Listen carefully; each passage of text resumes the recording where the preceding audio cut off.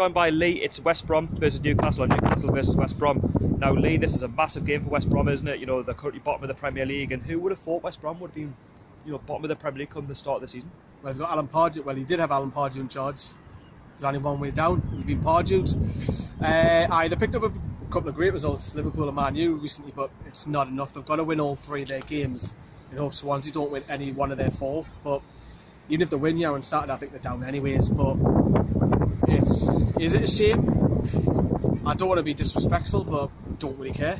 In all honesty, I would have liked Pardew to be here to relegate him. I'm not going to lie. I think most fans would have liked that, but Darren Moore's come in. He's galvanised them, started to pick up points for them, but I think it's too much for them. So what's been West Brom's decline this season? Because to be honest with you, a lot of fans would have had West Brom to finish, you know, middle of the table. You know, that sort of team. They don't play the best football, but the likes of Tony Pulis, who was the manager at the start of the season, you know, would have kept them up, and they really should have kicked on. They sacked Pulis when they were 16th or 17th. It looks like it's a wrong decision. It's kind of send them down. There's been a lot of off-field problems. You know, you look at the Barcelona carry on when they're nicking taxis, and Pardew was out drinking somewhere else and all this sort of stuff, and players unhappy and all this. It just doesn't seem that there's a, you know how we've got like this a squad togetherness. Yep. And they just weren't playing for Pardew. You can see, I mean, look at the last 2-3 results. They picked up 5 points from 3 games. Darren Moore's getting the best out of different characters, someone a new voice. It's starting to work for them, and maybe they might go with him next season. Probably unlikely, like, but I don't know. It's difficult, and I just don't think that the quality's there. And they even brought in Krasnoviak from centre midfield, and he's like labelled as this great player from Paris, that's defensive midfielder. He's had a poor season. There's loads. I just don't think there's one player and you think he's had a great season. I don't think you can say anything about them.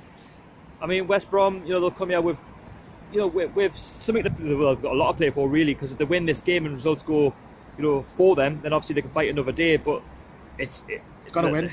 It's by, you know, it's a thin line in it for West Brom, and it really is thin. I think they'll come and attack, and it'll be interesting. We've said it in our video as well.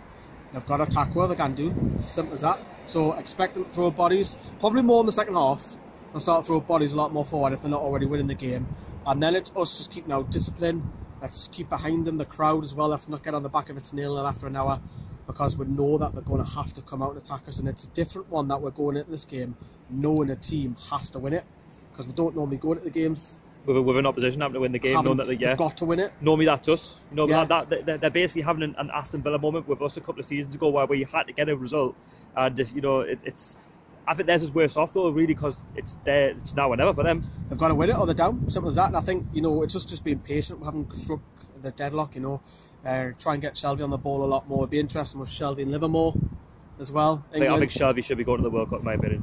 Well, this is the perfect opportunity now to show it, because he's up against his direct rival in centre midfield. We know he's technically the better player, but let's be patient. Let's get, you know, the 7, 8 and 9 of them on form. Yes, Monday was disappointing. Hopefully the players don't think that they're on holiday mode.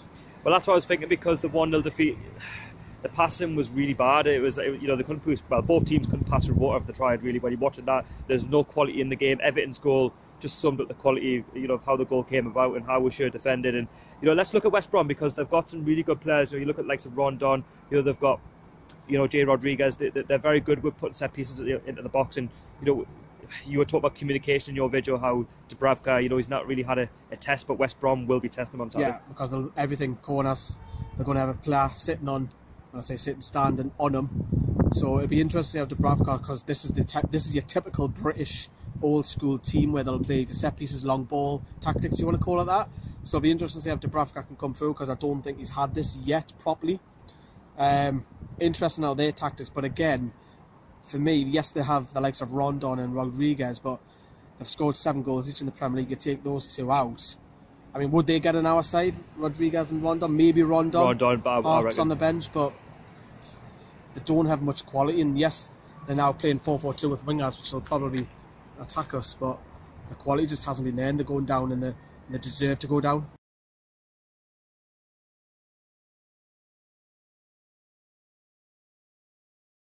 I mean, what, 25 points, you know, from 35 games played, or 34 games, would be 35 once they play this one.